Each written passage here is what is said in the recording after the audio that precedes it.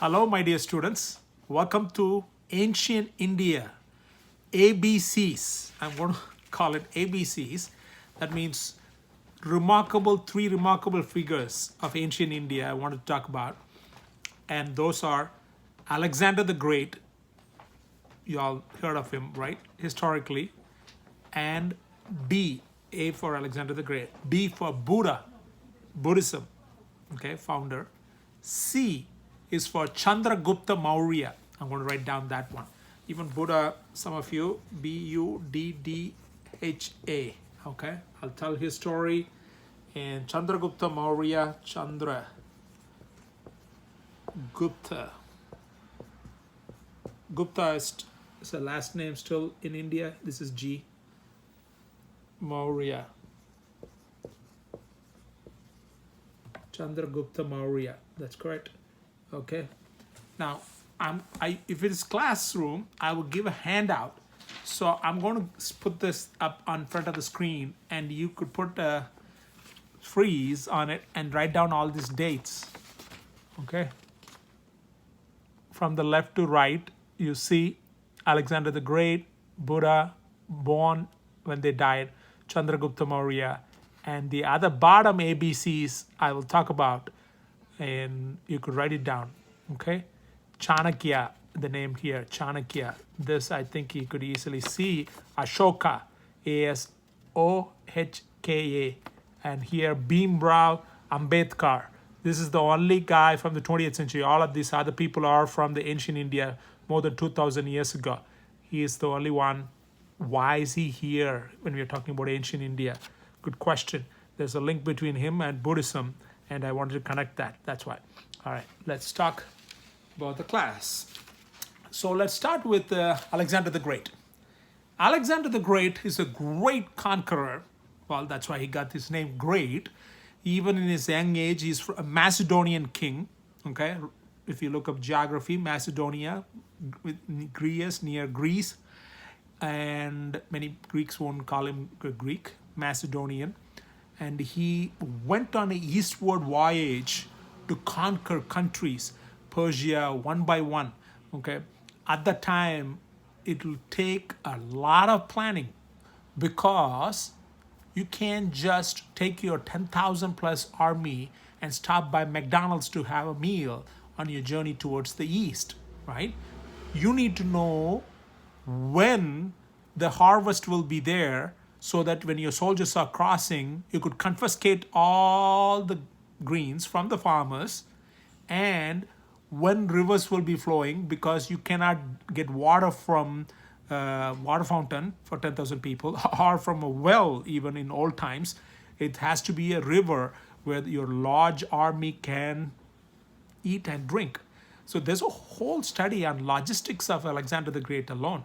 We're not going to talk about that in this class in detail, but it's a fascinating book. If you type logistics of Alexander the Great, you could read entire biographies of Alexander the Great to conquer the world. I mean, other than the bad stuff of killing so many people, he is one of the people who globalized. So he's a globalizer. Globalization wasn't the word there at the time. He connected cultures.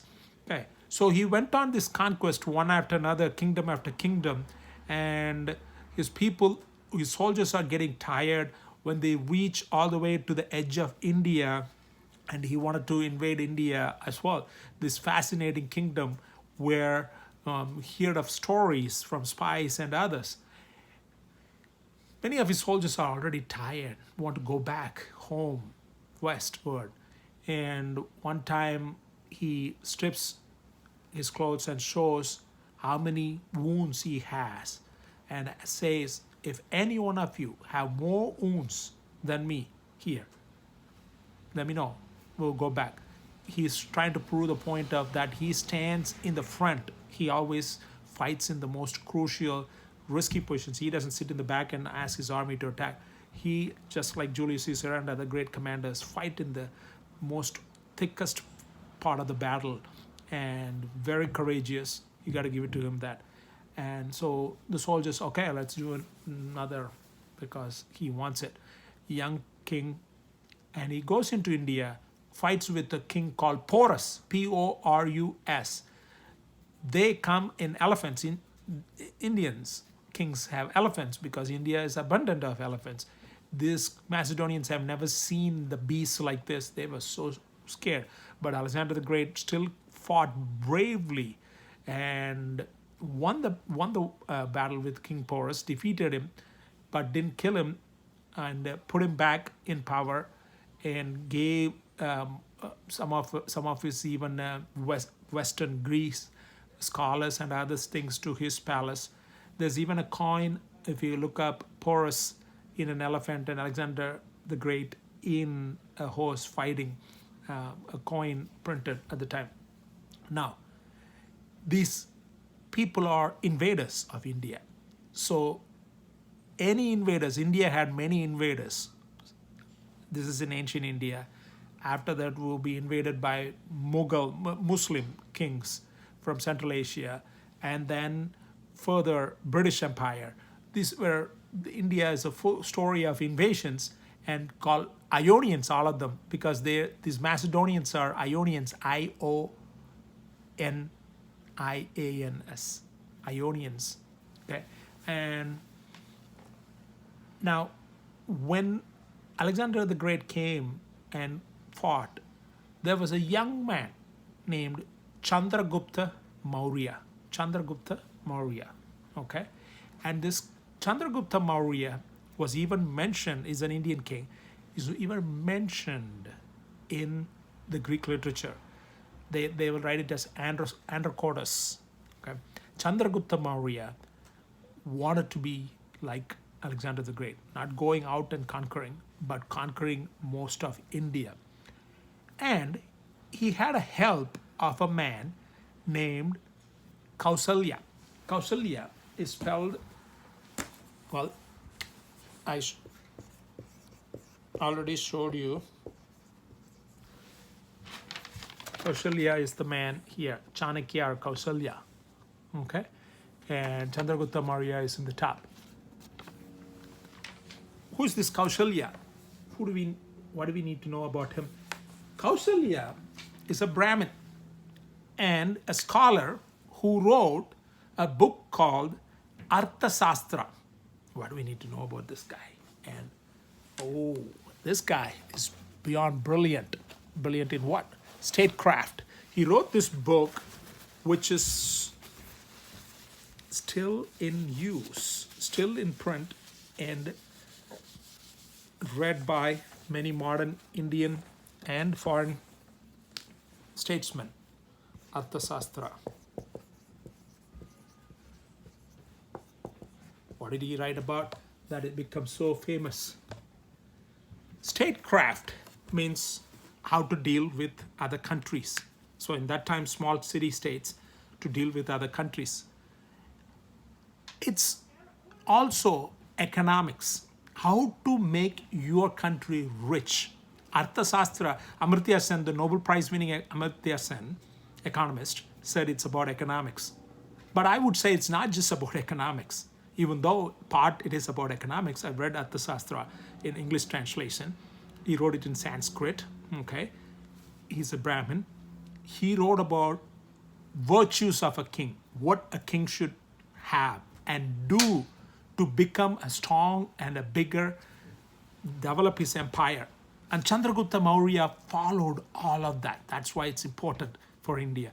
Followed that and built his empire. It's like a blueprint, the Arthasastra is, to build a powerful empire. And what did it talk about? It talked about when to wage war. If your opponent is stronger, do we wage a war? If your opponent is weaker, or if your opponent is middle. So in the modern, if you study international relations, there's a word for those who don't know international relations. That's okay. That's why I'm here to tell you this word. For those who study, you know what I'm writing, realpolitik. That means realism. Realism in international affairs. Realism. Realism means observing the behaviors of countries. At the time, small countries, like smaller than Manhattan size will be a country, okay? Observing the behavior of countries, how they behave with other countries. Not what it ought to be, O-U-G-H-T, what it should do, not about morality and other things, what it is. So realpolitik is the dominant theory in international relations, and it's from modern Henry Kissinger to just 500 years back now, from now to 500 years back. If you go to Italy, Machiavelli wrote a book called The Prince. Okay, I've read Prince. Prince is about how the prince should behave. And he also wrote a separate book on art of war. Arthasastra has all of those and more. He talked about economics. He talked about how to administration of a king, how to collect money, how to collect revenue. I mean, this book alone, you could teach an entire course on it. Of course, we don't have the time to teach an entire course because this is about modern India. It becomes just a small part of the course. And some of the points from the book is like spies, how spies, this is 2,300 years ago. He's talking about spies should be trained in different languages, and you should use your own spies to spy on your bureaucrats, whether they're doing their job right or not. And revenue, because money, right, is important for the power of a country. Root of wealth is activity, he said. Activity. So king shouldn't do what he wants, but what will actually enrich the people and his subjects. In that way, the kingdom will be rich, and so the taxation will bring more taxes and revenue to the king as well. Punish and reward revenue collectors based on collection. Yeah, Arthasastra. And what are the positive qualities of a king? Like intellect, absence of vices, how a king should train for war, how he should attack. And simple things like don't consult one minister on an issue, consult 3 or 4 different ministers. Simple things to larger issues of statecraft were dealt in that book. And that's why Arthasastra is converted now, just not for statecraft, but for even businesses, how one company can deal with other companies. Because to become rich, business is about making profit. So people have written books. People have written books about converting Machiavelli's tactics to business. This is 2,300 years, almost 2,000 years before Machiavelli, Arthasastra is written. And that's why it's important. And Chandragupta Maurya read that. The Brahmin taught the Kshatriya. He wrote the caste order, Brahmin, Kshatriyas. The king, Chandragupta Maurya, and expanded his empire, conquered a lot, and enriched the people, and his kingdom was wealthy. Now, he became a Jain, a Jainism. We talked about this religion, right? You also saw videos. Jainism, right? From Mahavir. Jainism teaches about ahimsa, non-violence, and also renunciation, giving up the worldly pleasures, so that Chandragupta Maurya gave up his kingdom at the peak of power to his son Bindusara. Oh, you're like, I know, I'll spell it. Bindusara.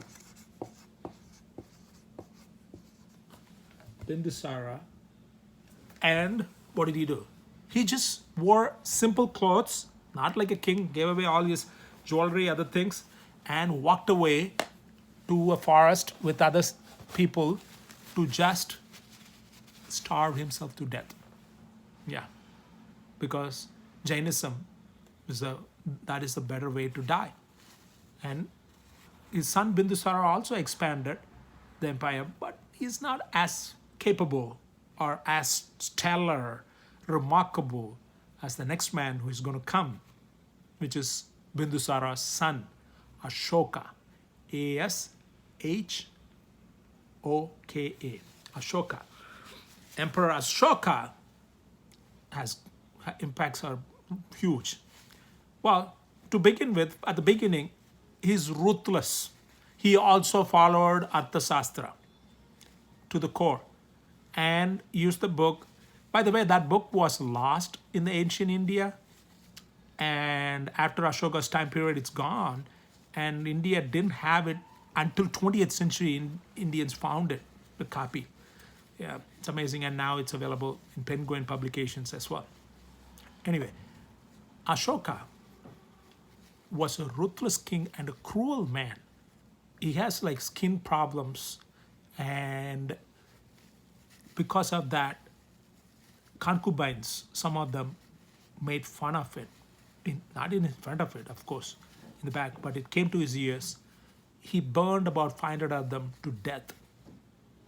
Yes. He even had torture chambers, exclusive torture chambers, that kind of ruthless man. But he built the empire even further than Mauryan Chandragupta empire. Okay. And one of his wars, it's called Kalinga. It was happening at a place, ancient time Kalinga, modern time, it's like near Orissa state, Kalinga. It's a brutal war. He has to kill a lot of people to win the war. And when he did, he felt so bad that the death on both sides were a huge number for such a victory. So he repented and he became a Buddhist. Yeah, a Buddhist. Now, some scholars say the Buddhism change didn't happen right after Kalinga War. It was a slow transition because Buddhism is a new religion in India. And I already showed you Buddha's date of birth, right? It's not like far away from Hinduism. Has been there in India for 1,000+ years. And here comes Buddhism. And now I'm going to talk a story about Buddhism. And then I'll come back, or I'll finish Ashoka, and then we'll talk about Buddhism. Just remind me. Mauryan Empire grew with trade with Romans and Ptolemy, Egypt. And Ashoka built pillars. Pillars, this is important. And pillars were like rod pillars. And on top of that, lotus. Okay, lotus is a significance, especially in Buddhism. And in Hinduism, I explained, it's because it's coming from dirt. Such a beautiful flower coming out of dirt. India's national flower is lotus. Coming out of dirt. And Buddhism is like out of the dirt of everyday living comes this enlightened life. And he put the lotus on top on all his pillars. He built these pillars around the country. And almost always there on top of that lotus, there's an animal, a bull or something, a lion. And these pillars had, like you're asking, why pillars? Circular pillars. These were built by architects brought from Persia. Many of them built circular pillars. It's because in the belief system of Buddhism and Hinduism, the earth is held by like a rod, like a cylinder, like a rod. Okay. What did he print there? He print edicts, edicts. Many of them teachings of Buddhism, which I'm going to talk about soon. I'm going to talk about Buddha and Buddhism. And he wrote that, depicted that in that, which are, a lot of them are destroyed over time. Some of them are still there. And we were found by archaeologists. Okay. What did it talk about? It talked about nonviolence. Yeah, it's a king who became a Buddhist, but still he had a standing army. That's an irony. Okay. Non-violent and still had a standing army. But he didn't go on a conquest like Kalinga after that. Well, he already has a freaking big empire. India never had such a big empire after Ashoka until the Mughal empires come in like 1500s. Wait till that. We will be talking about that in future classes. So now Ashoka also built stupas. Oh, by the way, the edicts will talk about order in society, positive relationship with other countries. Okay? And Buddhist stupas, these are hemispherical structures. If you just Google all this, what I'm talking about, like Ashoka's pillars and stupas, you will learn better. You will have images. And the stupas, 80,000 of them, even modern Buddhists use them. Okay? These are like places where they keep the good literature of Buddhism, and Buddhist monks stay there. All these things Ashoka did. And Ashoka's values, which were in the pillar, were taken to even Indian flag, independent India's flag. Google India's flag. You will see 3 colors: white, saffron on the top, green in the bottom. In the middle is a chakra. which means a wheel, which will have 24 spokes. And those 24 spokes, significance of 24 hours in a day, okay? And also about virtues, principles, or you could say principles like love, friendship, chastity, sacrifice, and go on. 24 of this wonderful values inscribed in the pillars. The independent India took it and inscribed that in the Indian flag. You should look up, Google Indian flag and look, it's 24 spokes chakra in there. Okay. Now, what is Buddhism, and why is this important? Well, it is an important contribution to the world. You know, it's one of the top 5 biggest religions in the world. In India now, even though Buddhism, we are talking in the ancient India class, it is now, modern India have less than 1% Buddhists. Even putting Jainism together, it's less than about 1% of the India's population. But around the world, Buddhism has flourished. And how and where and what we'll talk about. First, let's go back to the story of Buddha. You know the time of birth. You saw it in the handout. And when he was born, he wasn't born as a Buddha. He was born as a prince. His father, the king, wants to keep him away from the sufferings of the world. So basically a pampered kid. And the father didn't show him old age. The father doesn't want to show him death. The father doesn't want to show him diseases. It was hidden away from him. But one day as an adult, he finds that. He first time sees an old person and he's like, what is this? With the hunchback? Yes. And the charioteer says, yes, it's an old man. And then he learns about death and all that. And why there's so much suffering. So he gives up all this indulgent life. Jewelry, all this. He cuts his hair, goes out to find the solution for suffering. And he went on a journey with, at the time, Hinduism, right? A lot of Hindus, what they do, asceticism, ascetism, which means they could deprive themselves like a monk, and they pray to gods, starvation. Buddha did that, and he couldn't find the solution for suffering. Then he was desperate to find, when he reached Bodhi tree, Bodhi, Bodhi tree. He sat there saying like, I'm not going to get up from here until I find a solution for the suffering. And he meditated. And the Lord Mara, which is not a demon god, but delusional god, want to distract him from this meditation, sends his beautiful daughters to distract him. Apparently, Buddha didn't get distracted. He kept on his meditation and came up with this teachings. And what did he learn? One of the things is, it's a huge amount of material. You could teach, again, like Arthasastra, a whole class on Buddhism. I'm here to tell you about the important points relevant for modern Indian politics and history. Okay? And I will connect that to politics soon. He talked about middle path, not extremes, like indulgence, which he lived as a prince, not like that, not like the ascetic starvation, but a middle path is the best way in life. A good story makes us understand things better, right? I was reading this book on Buddhism, and I gave a beautiful, I've seen this story many times, repeated in many mindfulness books. So there's this farmer who has a horse, and this horse runs away. It's lost from their home. So a neighbor comes in and says, oh, I'm sorry, you lost your only horse. And the farmer says, who knows whether it is a good thing or a bad thing? And the neighbor, it is a bad thing. Who knows?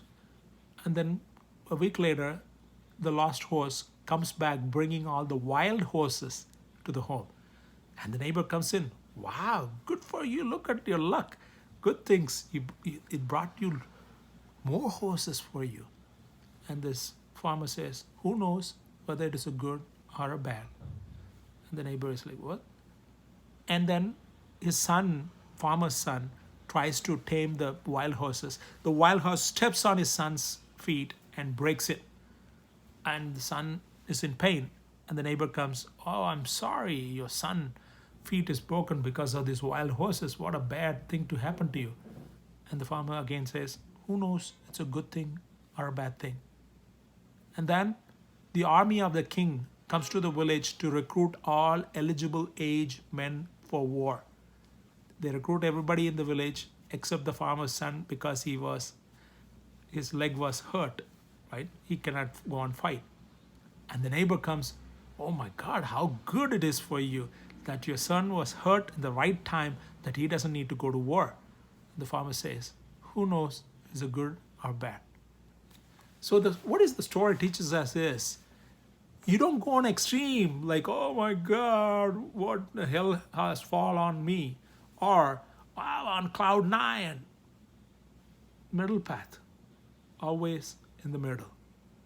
And he talks about attachment is key for our suffering. When you're attached to something, to a result, okay, suppose you're attached to getting a 4.0 GPA, and somehow you end up getting 3.95, it might be very hard, painful.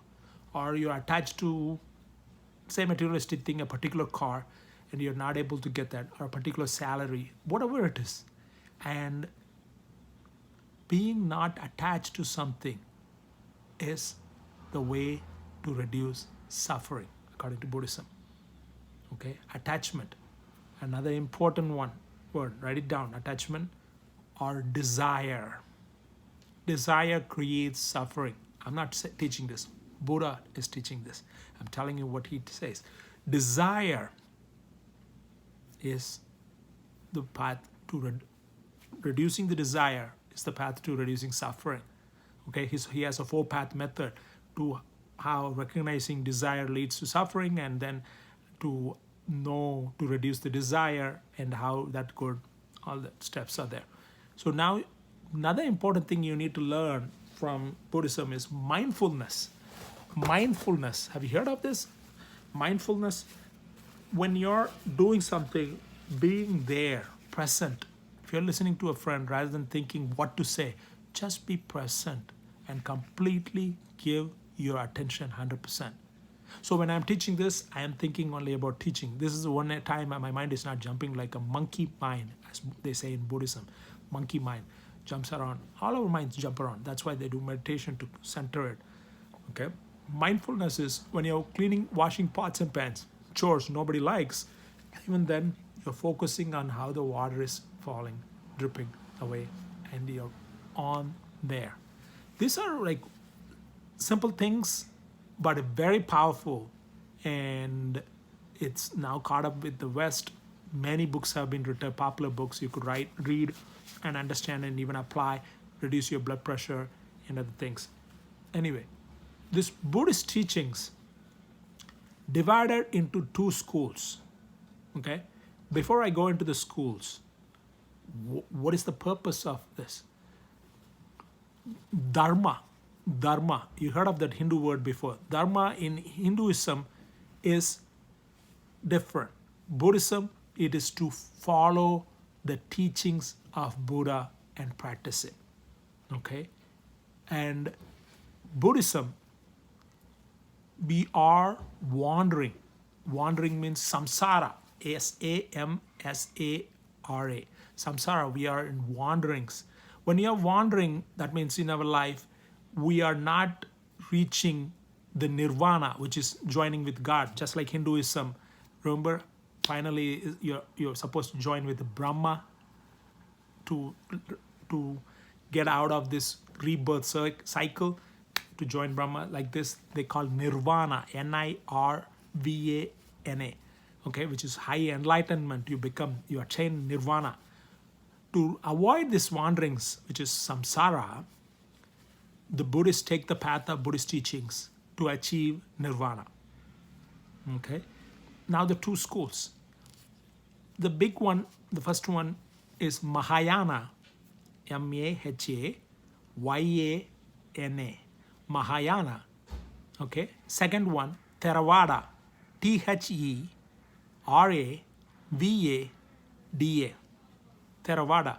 These two schools, okay, spread Buddhism's, the idea. So Theravada is found in Sri Lanka and in Burma, Laos, Cambodia, and many Southeast Asian countries. Not in Vietnam. Vietnam, it's Mahayana. And in Taiwan, it's Mahayana. China, Mahayana. Japan, Mahayana. Korea, Mahayana. What's the difference between these two schools?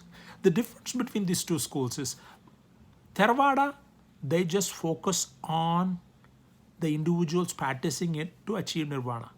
But in Mahayana, they believe in bodhisattvas. What is that? Bodhisattvas. These are people, monks basically. Bodhisattvas are Buddhist monks. They respect them a lot. How do you spell bodhisattva? I'll show you.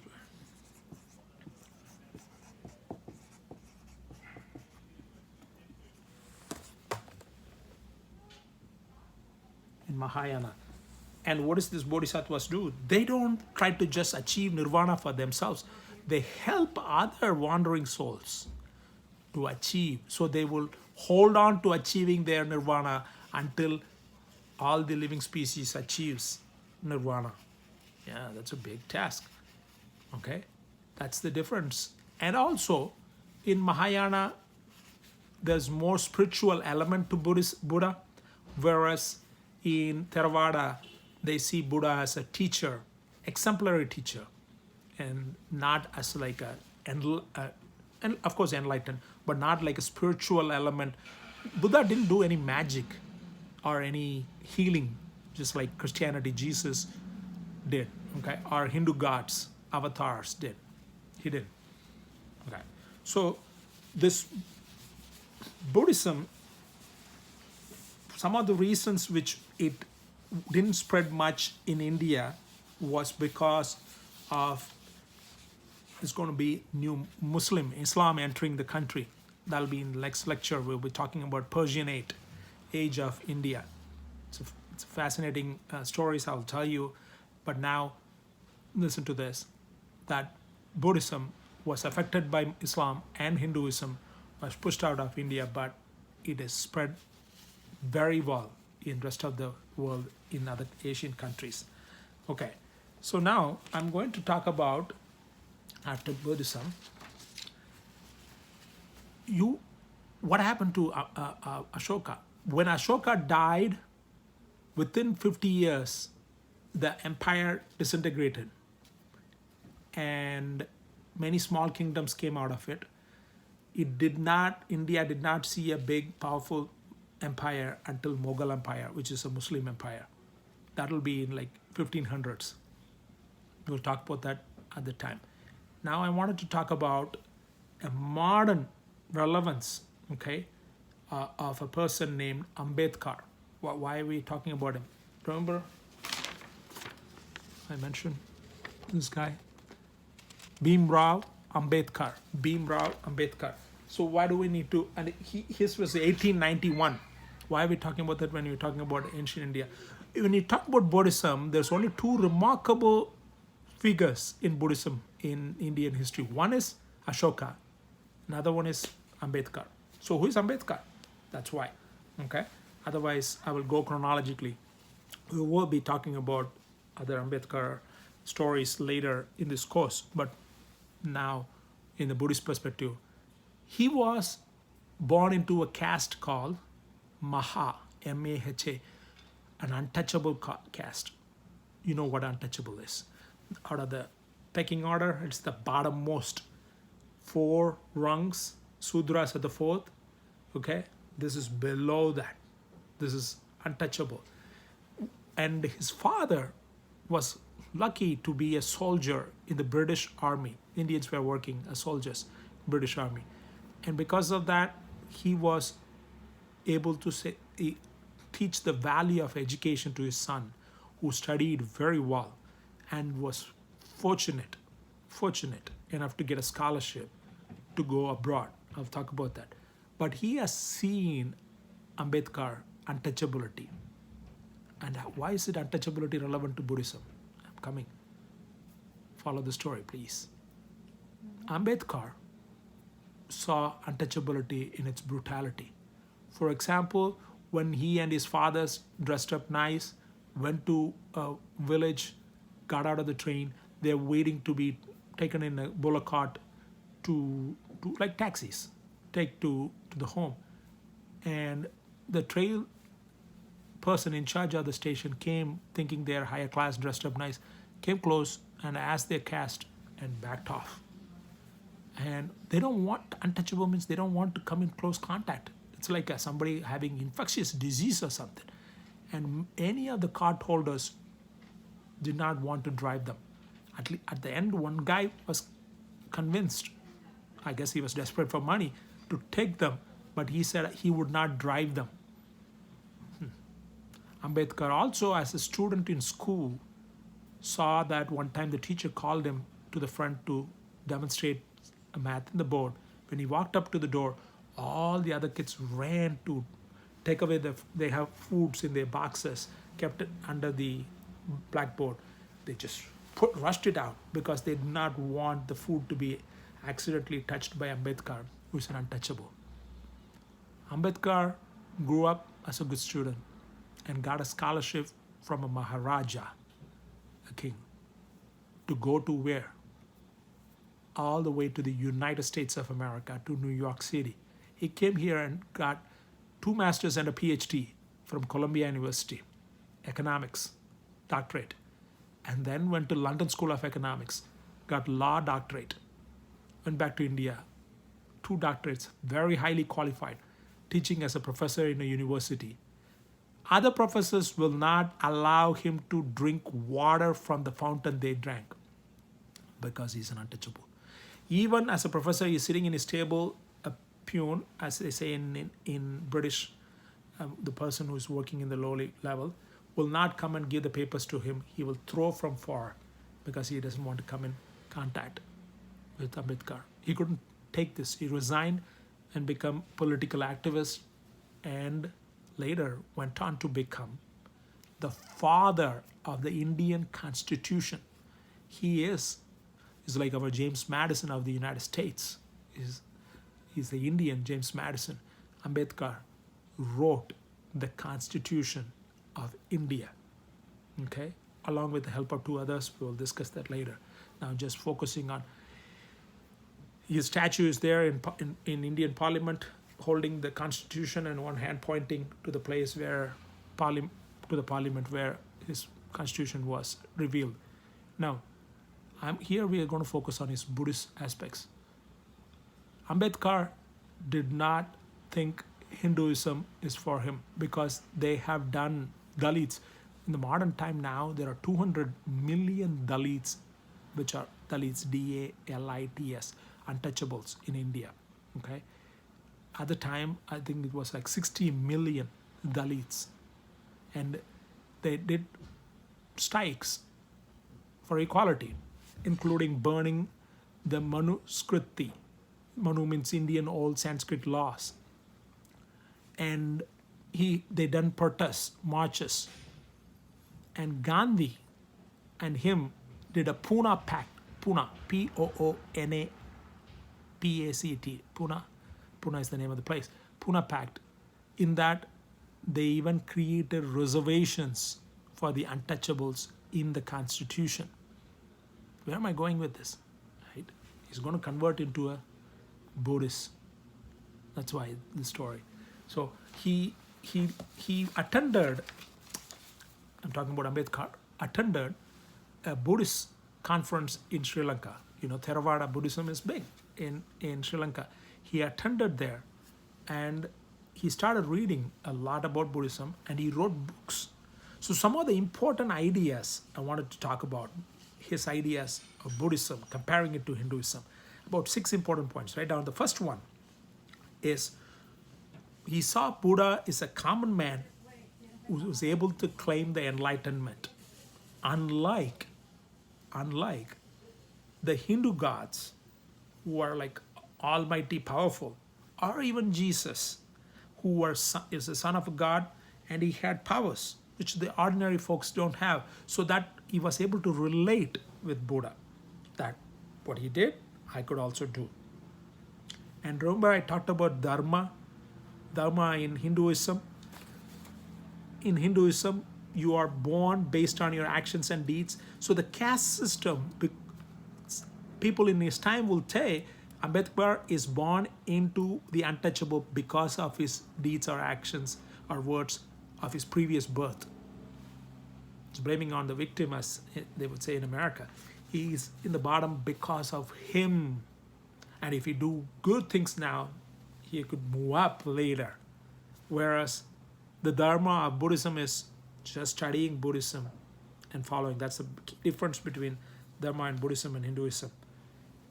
And he felt, Ambedkar, that the Hinduism is inherently unequal because it has a caste system in it. And because it has a caste system in it, it divides society based on caste hierarchies, whereas Buddhism doesn't. Everybody is equal, right? So he said, quote unquote, he said, official gospel of Hinduism is inequality. That's the third point. Fourth point, Hinduism did not allow Sudras, okay? Sudras means the fourth rung, right above untouchables. I come from most backward caste. I would be ranked in the Sudras. Sudras are women into a teacher roles. Here I am in America. I'm a professor. Sudras are women into a teacher roles, or into the sannyasi roles. Women as sannyasis were not allowed in Hinduism, but Buddhism did. So he thought it is more enlightened, more accepting, open. The next point, fifth point. In Buddhism, there is no God, but morality is there, integral part of it. Whereas in Hinduism, the morality is not integral, according to Ambedkar. And God is there. So he wants a religion that has integral part of it and not morality, deprived of morality.